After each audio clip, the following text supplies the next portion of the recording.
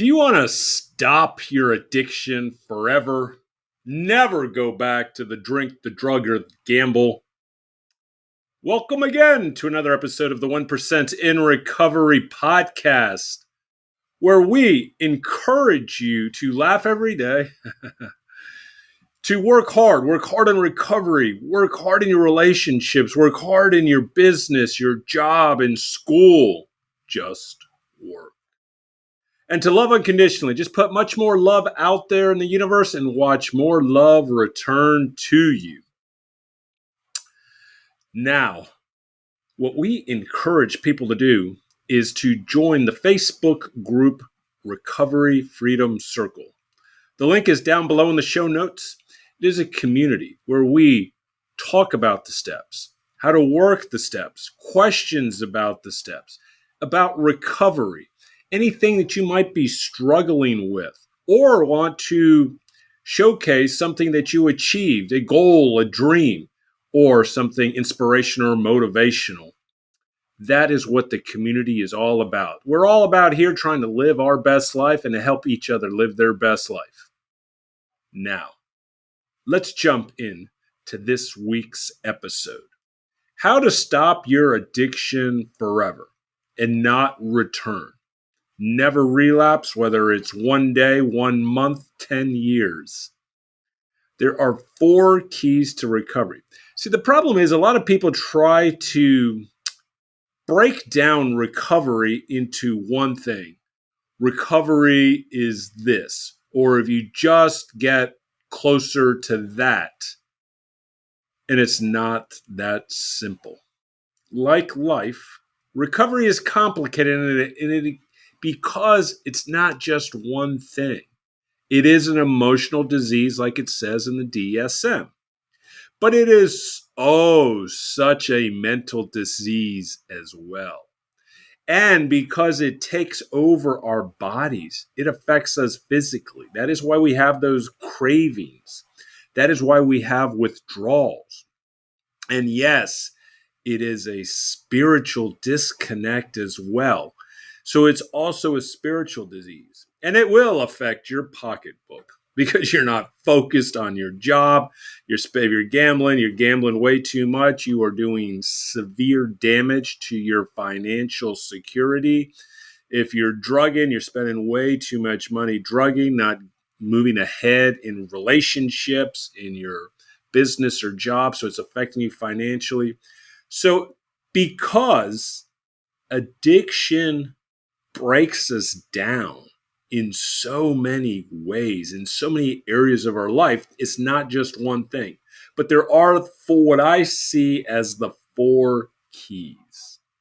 And if you address these 4 keys, usually just on a daily basis, and you will understand how I can deal with these on a daily basis. Number 1,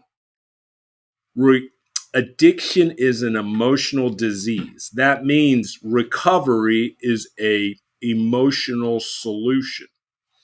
What does that mean? That means is that you have to constantly ask yourself, how do I feel? Now, if you grew up like me, you grew up in a family that never talked about emotions. We never said, I love you. We never hugged. We never moved forward. So I was an emotional child as I first entered into my first 12-step meeting when I was 30 years old. I was an 8-year-old emotional child in a 30-year-old man's body. I worked out. I graduated from college. I had my own business.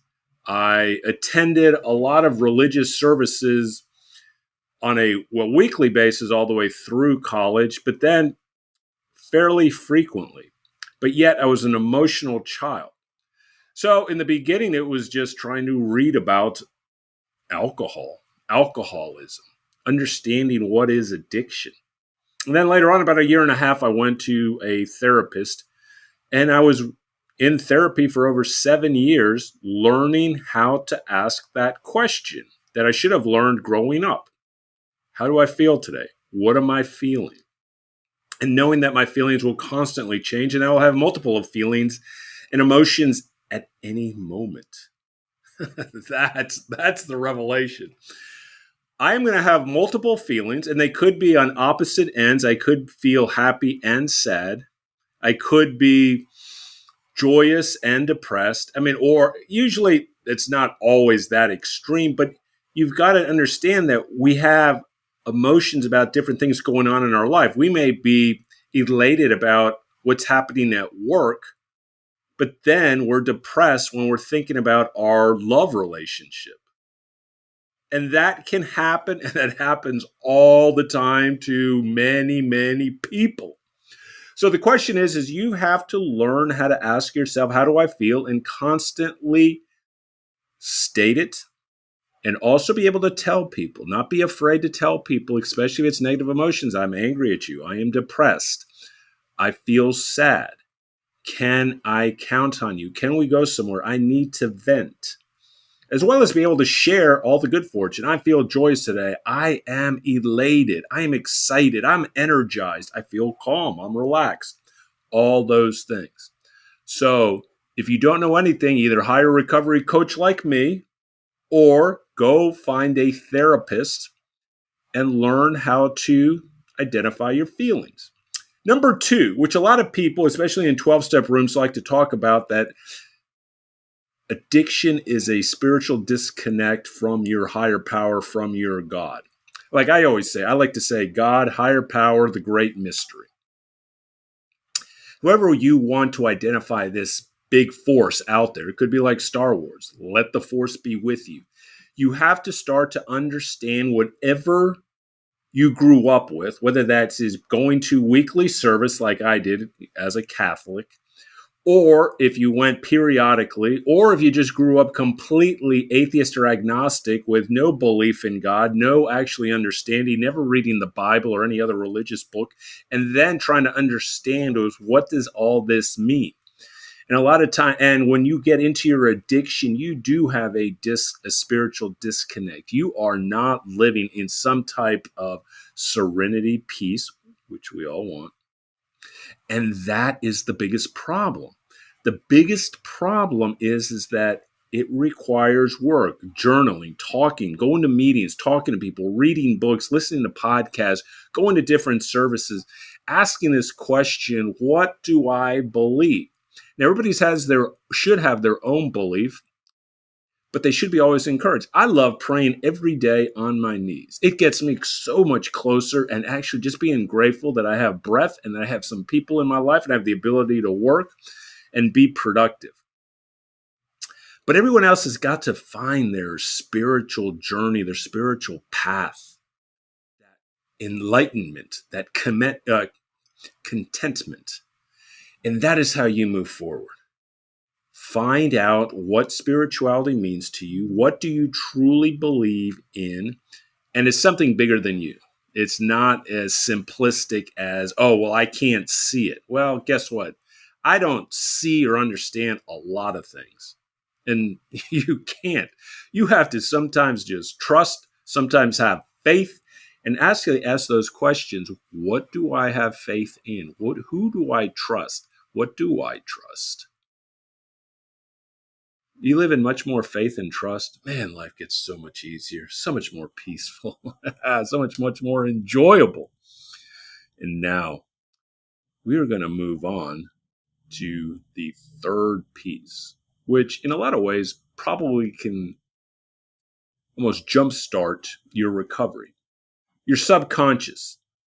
You see, after asking ourselves, what do we feel and what do we believe in questions 1 and 2, really question number 3 is something that can really get us moving, because part of this is about addiction and recovery is your mindset. Do you have a desire to get better? How deep is that desire? Because a lot of people just say, I want to get better because they had a bad weekend where they were drunk, hungover, high, they slept for 2 days, they lost a lot of money, they were sleeping with people they shouldn't be sleeping with. I mean, it could be a numerous things where they just feel like, I've got to change. But it's really usually got to come from almost a place of pain. Pain is the greatest motivator. Pain really gets us to change and go, I cannot keep doing this. But we have to feed our subconscious. Our subconscious rules 85% of all our actions and behaviors. They are not conscious thoughts when we're awake. Oh, I'm making these decisions. They're already embedded into our brain. And our brain pushes us into making these decisions, these beliefs, these actions. And we have to constantly feed our subconscious. I deserve Hugo. I deserve love. I deserve recovery. I deserve to have a thriving business. I deserve to have a strong body. I'm going to go work out. I am going to spend time with my dog, my cat, my best friends, family, friends. I am going to move forward. We've got to keep asking yourself all those questions that are uplifting. We have to be our own cheerleader. I'm going to spend the weekend with someone that I love. Go be with your, like for me, be with a, be with my girlfriend. Be with someone that I truly, truly love. And also, and you should have more than one. It shouldn't just have to be like, let's say your spouse or your boyfriend, girlfriend. You should also have best friends. You should have, I have lots of best friends from high school, from graduate school, from 12 steps rooms, whether they're gambling or alcohol. I have a lot of these deep relationships. But I also think that so they can also uplift us and feed our subconscious that we're doing well, that we're on the right track. We're hanging around people that keep us on a healthy lifestyle. Go to the gym, whether we're going to some type of church or spiritual program, all of that. We have to move forward and identify all the people and all the things that bring us joy. I love going to the gym. I love podcasting. I love reading. I love shooting hoops. I love going out to like new restaurants, trying different foods. Love to travel. Love to see art museums or going to some other types of live events or some type of competition. You've got to identify the things that truly, truly move you. But you also got to constantly feed your subconscious. I wake up every day and say my personal mantra. Number one, the biggest thing is I want peace and contentment in my life. I am going to have fun. I am going to work hard. I'm going to believe in hope. I am going to love unconditionally. I am going to show much more faith. These are the things that really is my own personal mantra that I say every day. And you need to have your own personal mantra because you got to constantly feed your brain and then get the people around you that also feed your soul and move you forward, which will lead us to number 4. Like I was talking partly in the subconscious, we kind of fed into number 4. Addiction is all about isolation. It's about being lonely. And gamblers are the worst. Gamblers are the loneliest people. So that means recovery is connection. Recovery is about that bonding hormone, oxytocin. That's why oxytocin is much more important than dopamine or serotonin and even endorphins. You've got to start bonding with people. First, bond with yourself. Be self aware. Love on yourself. Love God. Love other people. Not only in a romantic sense, but just love your family, love your friends, love your colleagues or clients, however you make money. Love just joining different groups. You've got to connect. Human beings are designed to have relationships, and human beings are social creatures. And if you say that, oh, I'm a loner, I really would question, why are you such a loner? And so we all need at least at least 3 people that we can have some type of conversations with, someone to go to a meal with, someone to do something with, and not feel so alone. So I encourage you, man, just have lots of friends, learn how to be a friend, maybe read a book on how to just talk to people, how to do small talk, and just how to just kind of engage and just love life. And once you love life, there's going to be people around you that want to be around you, and you'll have lots and lots of friends.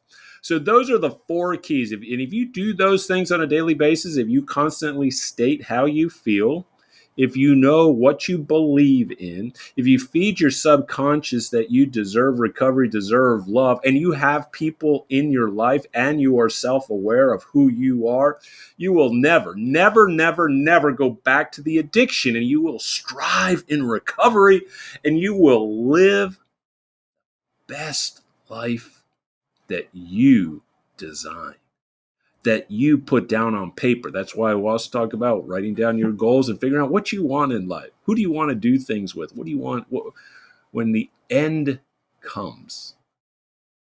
Are you going to be able to be content, smile, be peaceful, and just say, I did my life? With that, life is wonderful. And we were going to end this episode of the 1% in Recovery podcast.